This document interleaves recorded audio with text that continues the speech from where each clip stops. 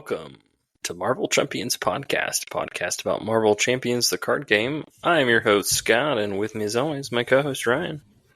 That's right, and we're coming at you with a new episode about a particular future hero.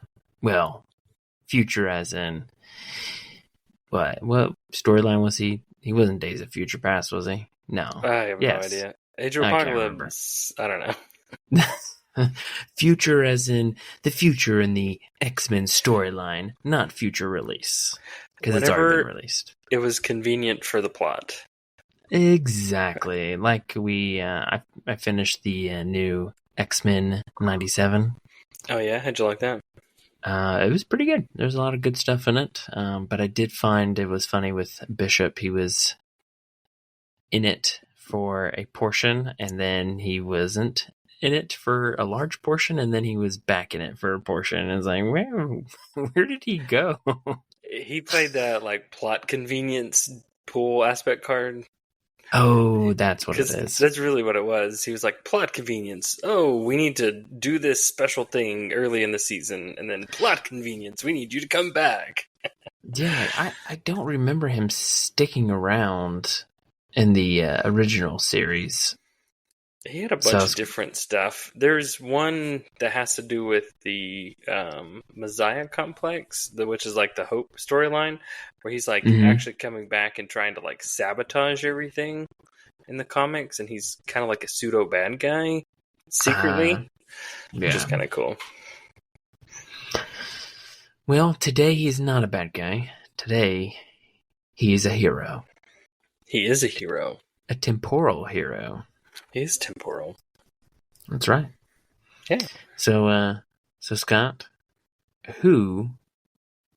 what side of Bishop would you like to take? Hero or alter ego? You know what? Tonight I'm feeling just kind of like relaxing, chilling at the beach. I'm going to go with Lucas Bishop, his alter ego. Nice. Yeah, it's all these like pool-themed cards this wave. Everybody's just like chilling at the beach house, on the beach, in the pool. So, I mean, that's where the X-Men thrive during the Age of Apocalypse. On vacation. On vacation. Let's see. Lucas Bishop, he is a 4 recovery. He is a mutant and temporal, temporally displaced. See, I made a comment the other day on one of the episodes where I asked, are the alter ego actions or abilities, are the abilities named? And this one is named. It is. And then another one isn't. I don't like the inconsistency. I want it named. I hope FFG's taking notes on that. All right. Temporally displaced. Response. After you change this form, add a temporal card to your discard pile to your hand. When I journeyed to the past to save my future, this was not what I had in mind. I guess he doesn't like the day at the beach. Oh, yeah. He's got a 6 hand size and a decent amount of health with 12 hit points, Ryan. Yeah. Which is good because it plays into his hero side pretty well. Yeah, because if he didn't have that and he was a little more squishy, it'd be a different ballgame. Yes, absolutely. I like it. I like flipping down. Luckily, he has about 5, 6, 7 cards that are temporal traded that are key. So if you do either lose them or have to discard them for some reason, you can go fetch them pretty easily. Yeah, and I think I did a quick scan, and I don't think there is any other cards in the card pool that have that temporal. So it's his cards, and I think there are some encounter cards that have it. I think some King cards. I was going to tell you that. I don't think any other hero cards, but there are some encounter villain cards. Yeah. But hey, honestly, that ability, there's majority of the time there's only like one card that I'm looking for. Unless something's happened, then there's another one, which I'll talk about later. Yep. All right. Well, why don't you tell us about Mr. Bishop? The Grand Bishop. His hero form is pretty solid. He's got a 2 thwart, which is nice, 2 attack, which is pretty solid, but only a 1 defense. And I'm not going to lie, I don't know if I have ever used his basic defense to this day. And the reason why, Scott, I'm sure you're asking right now, and all the listeners, it's because of his ability. He's got energy absorption, which is a response after Bishop takes any amount of damage from an attack. Discard an equal number of cards from the top of your deck. Add each resource card discarded this way to your hand. So this definitely flipped the whole defense mechanism on its head, in my opinion. Yeah, there's a few heroes out there that really want to be attacked, and he's one of those. Yeah, and that's why it's nice to have that 12 hit points, because he loses health pretty quick, at least in the beginning, unless you have one of his attachments. But I always looked forward to getting hit, because it's almost like it taps into that, not gambling, that's not the right word, the chance. They almost like rolling a dice, or like push your luck, kind of. Push your luck. That's what I'm looking for. Thank you. It really does that push your luck aspect, and sometimes it hits, and you feel really good, and then it also does not hit at all, and you're just like, well, I just lost all these good cards. Yeah, when we get to one of his big upgrades, I felt that way too. It's like you have to choose whether to use it early or use it later in some cases and scenarios, and I always felt like I played it wrong. We'll talk about that more when we get there, but I know what you mean by that risk reward, push your luck kind of thing. Yeah. But overall, I think I used that ability maybe 90% of the time.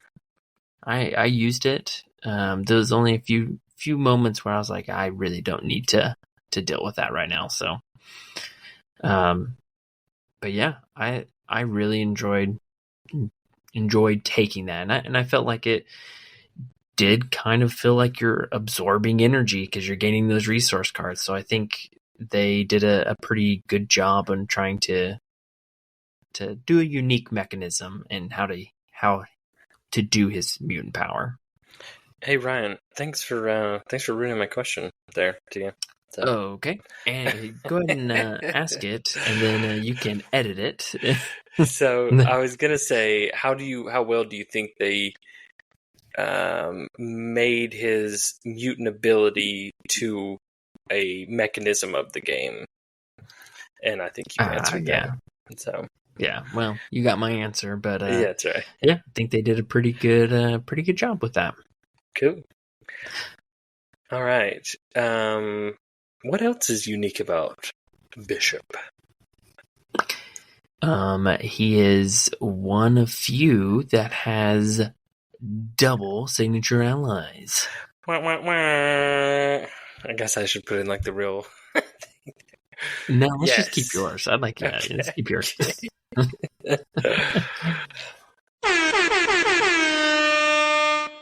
Yeah, double signature allies. That's pretty cool. Don't see that every day. Yeah, and they're unique. I guess in a little way. Do you think, or how often would you say you use their ability? I would probably say I would use it once or twice a game, honestly. Okay. So you didn't like lean on it, but it came in clutch if you needed it, kind of thing. Yeah. It has its moments, and so it's good to have that ability available to you, especially if you get a hand that's mostly resources, then you're not really able to spend much. These give you an avenue to be able to spend some of those resources in your hand. Yeah, and I think we'll get to a larger discussion on that point a little later, but I definitely see your point there. Yeah, I don't think they're the greatest allies, but I think they serve their purpose. They're kind of in that solid range. Yeah. Both of them are 3 costs, both at 3 health. One's a thwarter, one's an attacker. So Malcolm has 1 thwart, 2 attack. Randall has 2 thwart, 1 attack. And pretty much both their allies are roughly the same. You can discard a resource card from your hand, ready it, and if they had a certain printed type, you can heal 1 from them. Yeah, to me, it just kind of felt like an extension of Bishop because he has the 2 thwart, 2 attack, and most of the time, because you're not defending, you're exhausting to do thwart or attack, whatever you're needing based on the situation. I felt like the allies were just the extension of that. They did the same thing. Right. All right. Yeah, and since you have all the resources, paying for them is not awful, so the 3 cost is good. It's kind of average. Yeah. I think the 3 cost was fine. I didn't think it was too much, and I think 2 costs would be too little. All right. So his whole thing works around really 1 card. The other card I think is good, but I don't think it's absolutely necessary. It just makes the game go by faster. Yeah, you're right. There's only 1 card that truly makes Bishop work. And that is his stored energy. No, I'm just kidding. Gotcha. I was going to do the same thing. I was going to be like, and that is his attack card, Concussive Blast. No, so, it is not. It is his Bishop's uniform. Yep. This card, pretty crazy. Watching you play through the campaign with Bishop, and then playing Bishop myself, I was like, this is the card you've got to get out sooner rather than later. When the games I played, the game felt way different in how like loose you were with your energy absorption. Yeah. Without this card. Yep. Yeah, I've played it both ways, where I have gotten it out really early, and it's just smooth sailing from there. And then I've also gotten it where it was at the bottom of my deck, and so it just kind of dragged, and it was a lot tougher to get him going with everything that he's capable of doing. And that single card kind of changes his rating, in my opinion. Like, he is, this rating without it, and then he gets a whole like letter grade up once he has it. Yeah. So Bishop's uniform, pretty much the premise is when you resolve his hero ability, you can exhaust it, then you get to heal 1 damage from Bishop for each resource card in his hand. It's a response. So it's pretty cool. Yeah. It's the way it is that it works the best is if you can get only like an attack of 2 or 1, and you have a bunch of resources in your hand. You do your energy absorption, boom, do your Bishop's uniform, and then you're healing up to what was just taken away, and then you're healing past that, and that's oh so sweet. So let me ask you that question: did you find it that you were healing like that a whole bunch, kind of coming out even, or getting where you were still taking damage, net damage? I think most of the time I was more even, so I think that was good. But I think if I had to nitpick Bishop, I think it's a little too powerful. I think it needs to slow down his death where it forces you to flip. But because there was games where once I got Bishop's uniform, I never had to flip down.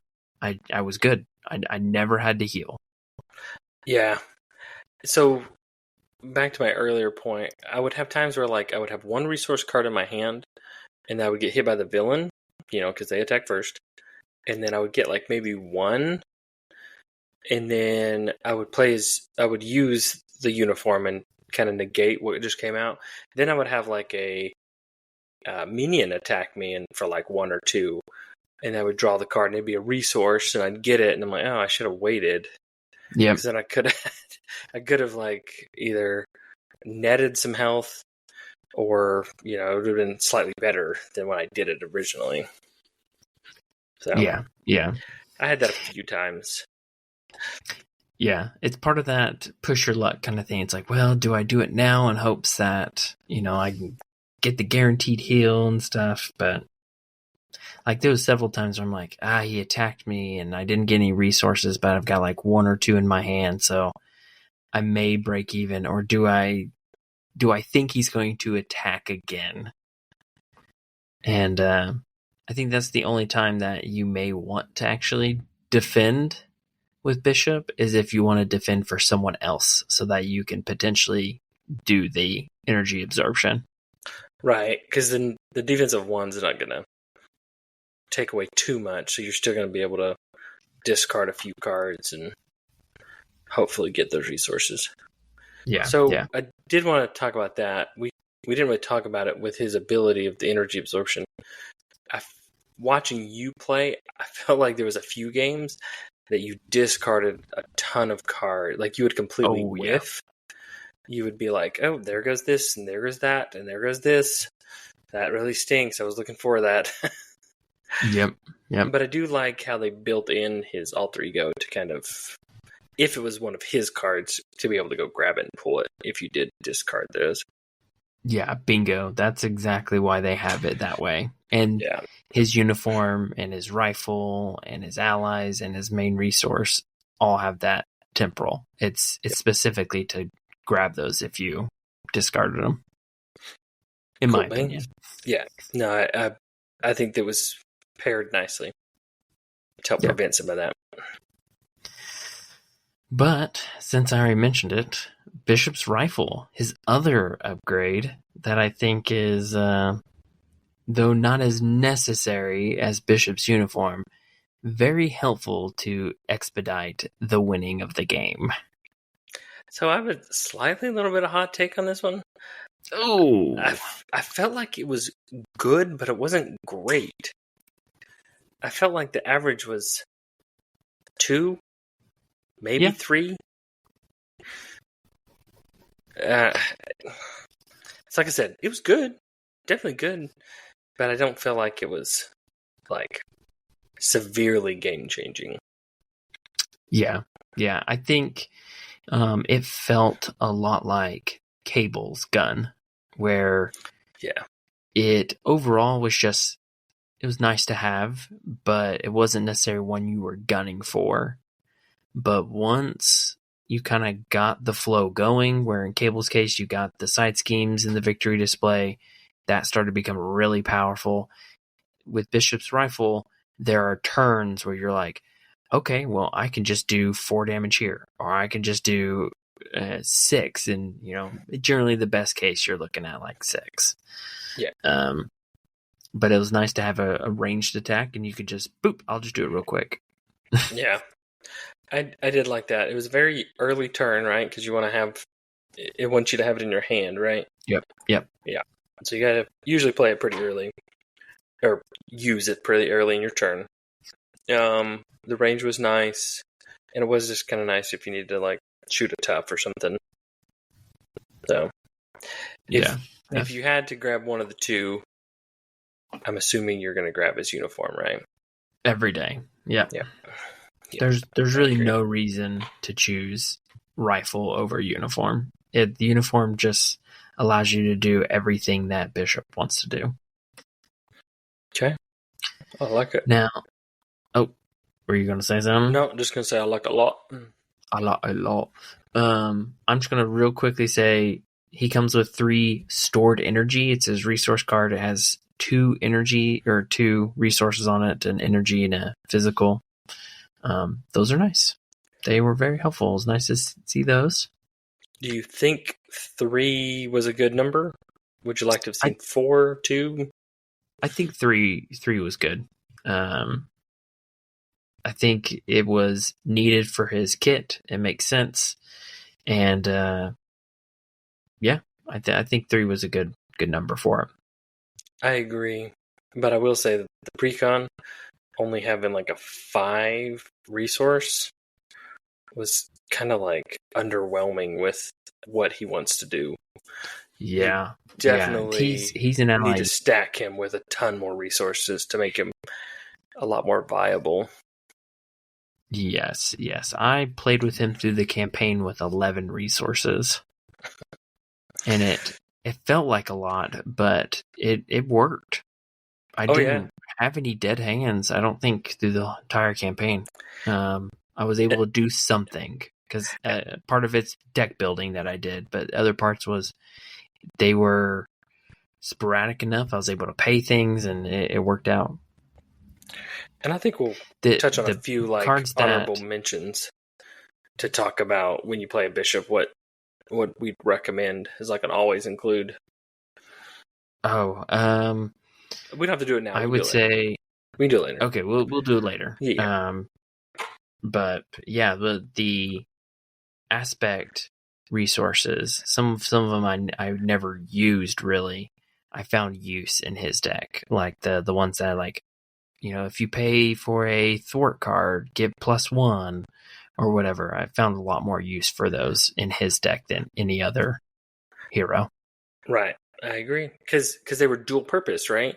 Because in a normal deck, you're really only using it for that one thing, whereas this one now, you just having that card potentially heals you, increases your rifle damage, adds tokens to supercharged, which we'll get to.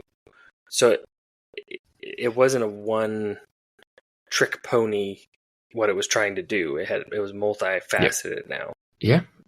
All right. And what's the next card, sir? I'm gonna go with supercharged. So this is whole thematic mutant ability, right?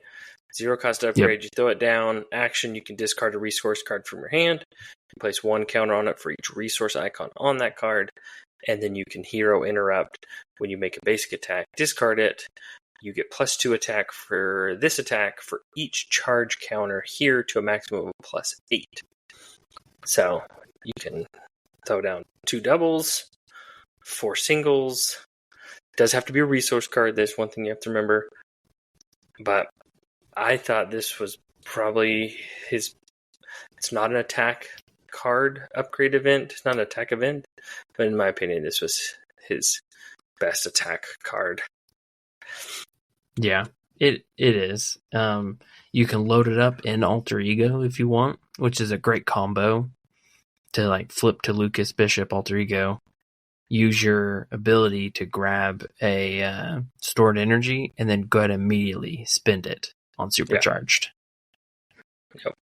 Yeah, I found this one. If I got it, I would put it, and I didn't need to use it for a resource.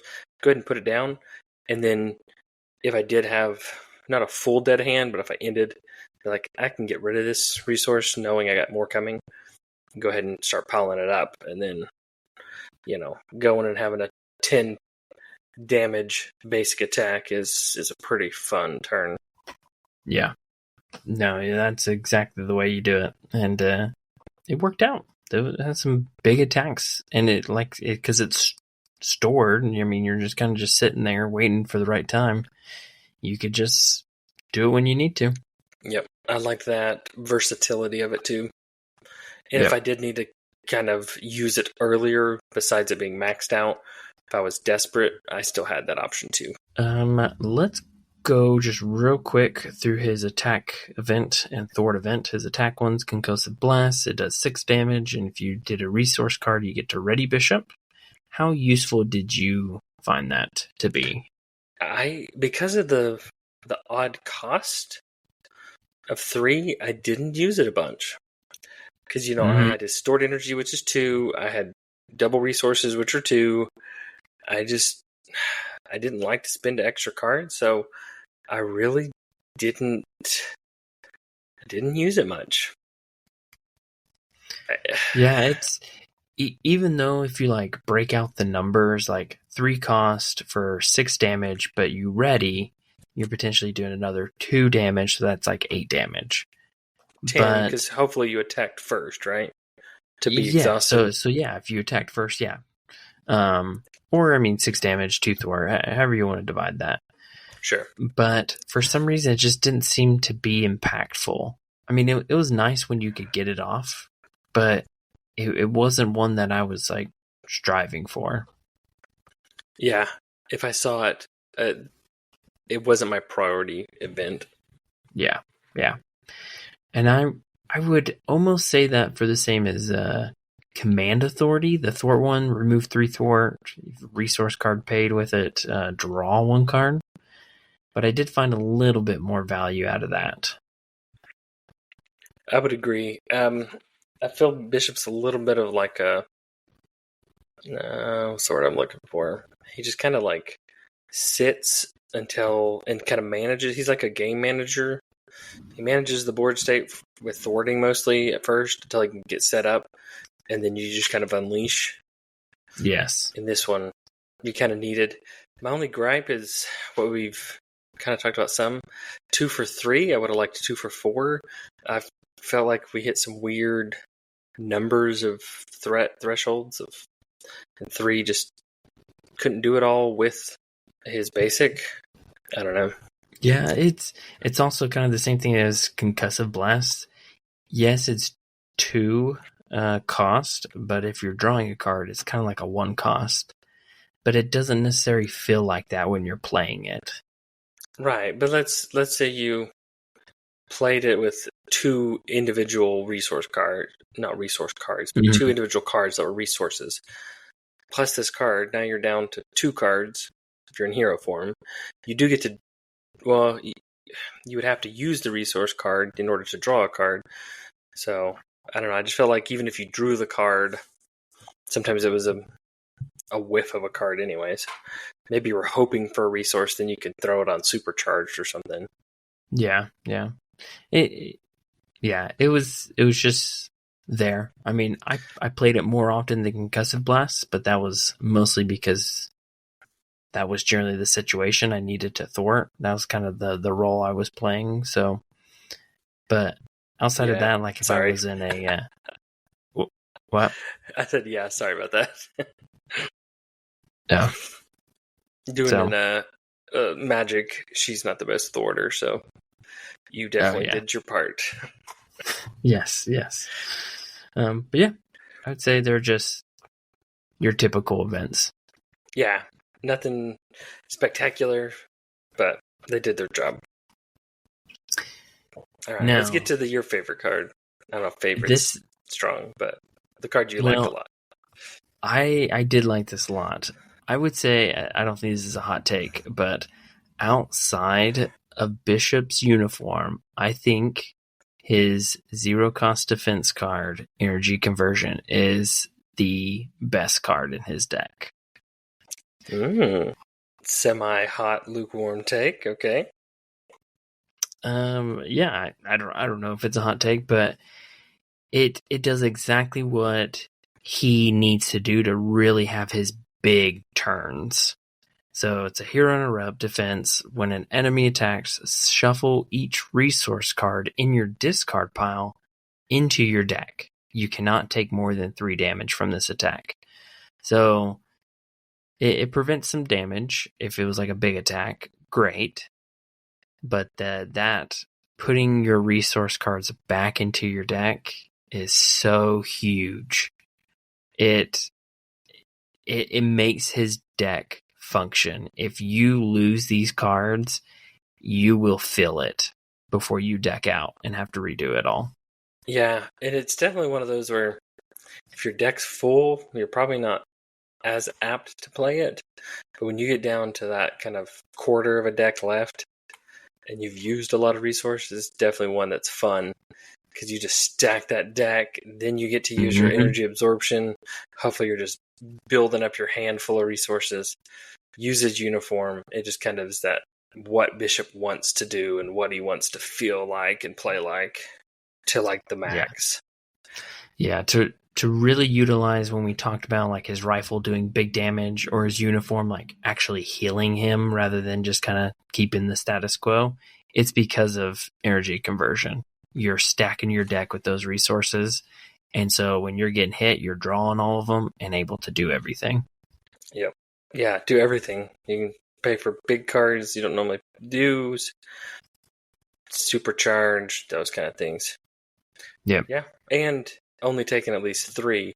Hopefully you're drawing in. If you take 3 damage, you're drawing 3. Plus you maybe hopefully had a resource or 2 already in your hand.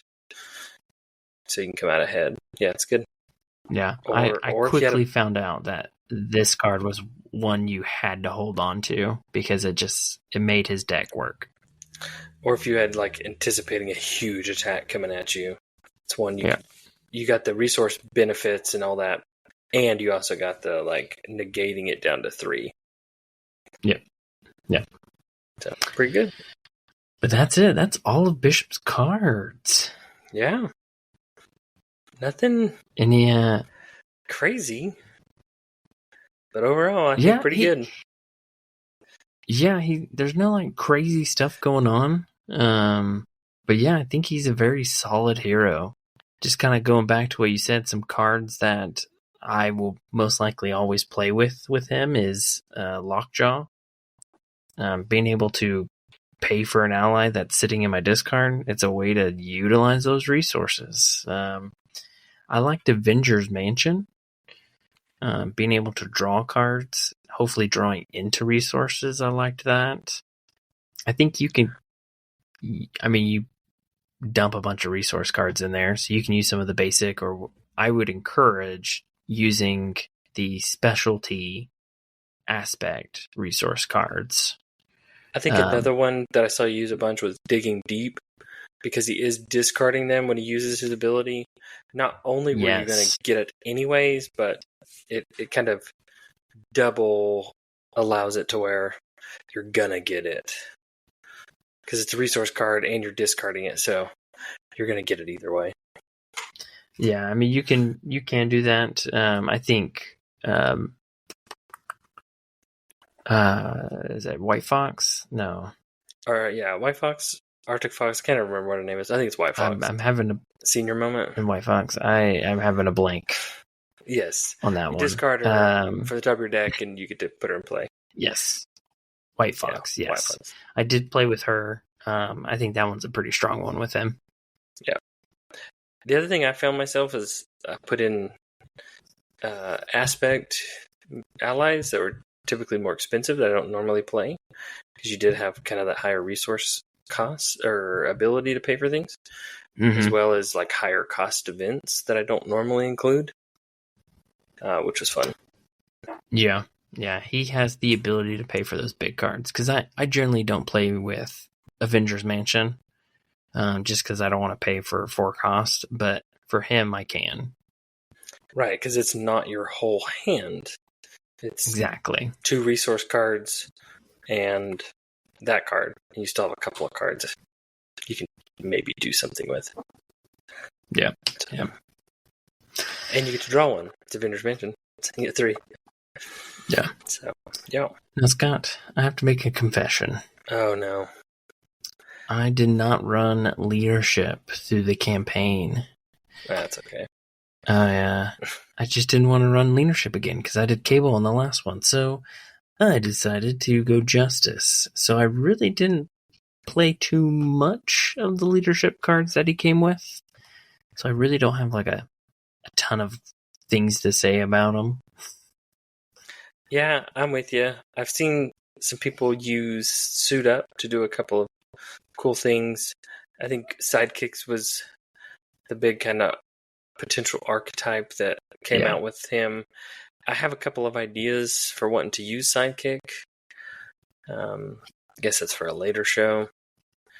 I will say that I did take Legion and Marrow from you when I played. And yes, they were fun. I liked them. Good basic. Yeah, I think X-Men, X-Force allies.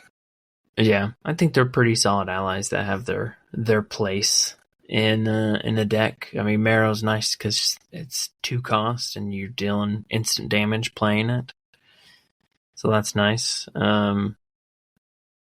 Legion's really fun with Magic, I would say. Yeah, Magic made him fun because you can kind of really be like, do I need to use it now? It's kind of like cheating with Hulk ally. It's like, do I need to do it now? Nope, I'm going to sit on it. Because you know what the top card is. Yep.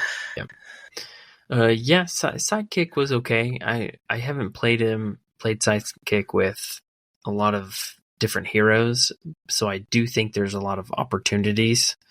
I just don't have those opportunities in my head right now because I haven't done them. Yeah, I would agree. But the one card I will say that I was not a big fan of at first, but since I'm starting to turn around on it, is Suit Up.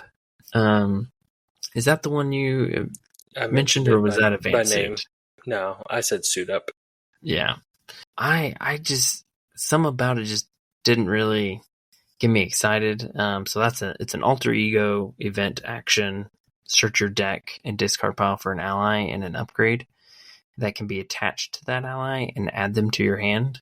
I really didn't like it, but I have found some use for it in other ways, and so I don't hate it that much anymore.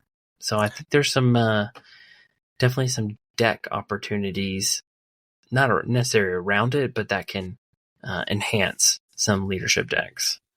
Yeah, I think the big thing with that one is if you've got like a specific ally or like a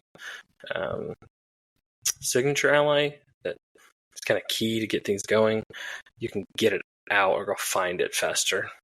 Yeah, or an upgrade. Like if you really need what am I thinking of? The upgrade that allows you to turn an ally to a certain trait and gives them a health generally. Like an honorary Avengers or something like that. Fill in the blank, yeah. Yeah. I think you could do that. You can pull that info, or not info, but pull that stuff, and now you just have a resource and that upgrade, play it where you need it to do, and boom. Boom. That's all you need. So I really like it with the She-Hulk deck. I haven't played it yet, but my She-Hulk deck where it focuses all about Hellcat and throwing her in as much as I can, I think Suit Up can help with that. Makes sense. So it's nice to grab cards. It's nice to grab specific cards. Yes. Yeah. All right, Ryan, I think that leads us down the path to the future. And your thoughts and ranking of Bishop. Bishop. It's not really a tough one. I think he's a good hero. He's very solid. He can thwart, he can attack, and he can heal and just sit in hero mode and just take hits and dish it out. So he's very strong in those areas. Attack, he's good. Thwart, he's pretty good. Defense, in an odd way, pretty good.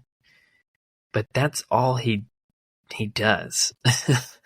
Everything else, like he has no stun or confuse, which I need to say something.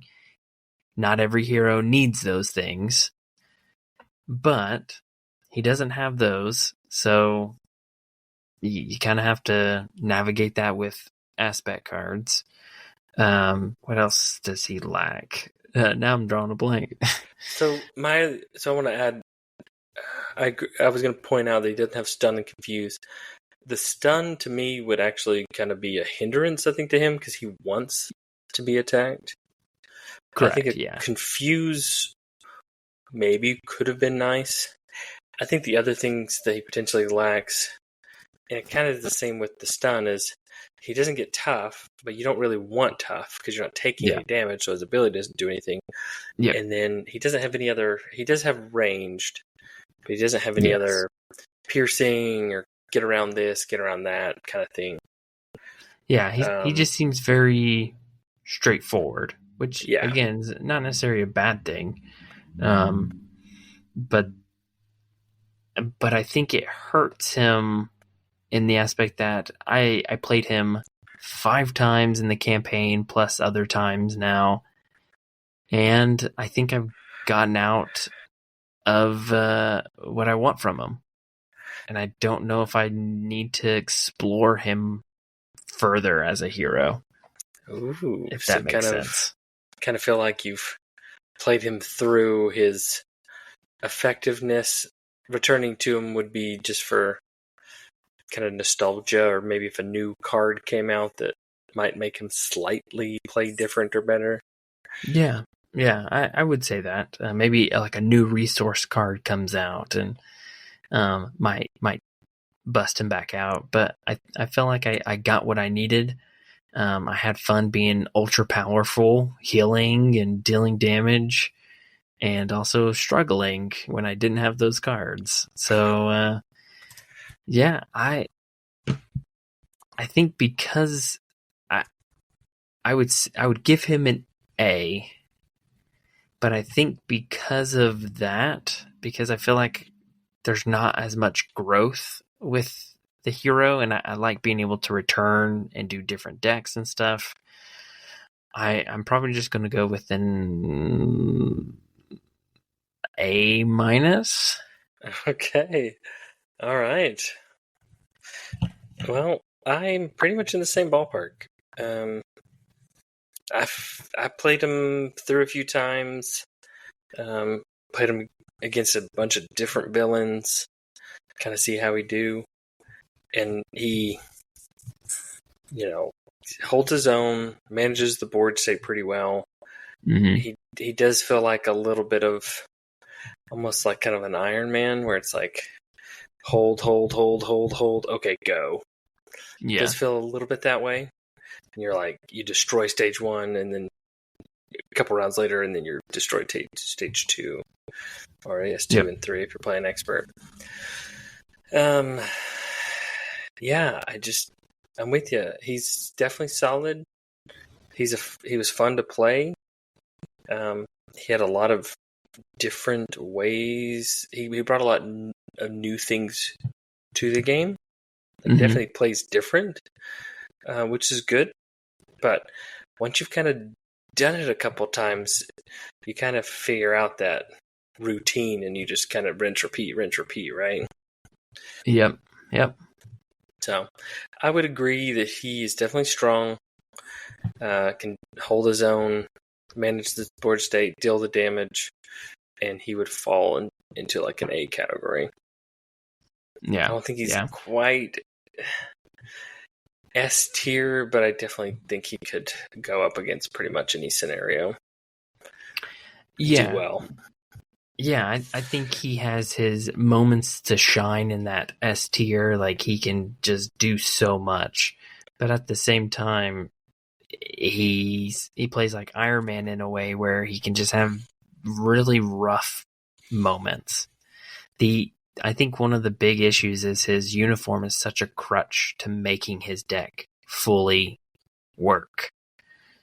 And I just hate that it's all kind of focused on a single card in your 40 to 50 card deck that you've got to find, or you're going to have a struggle. That's true.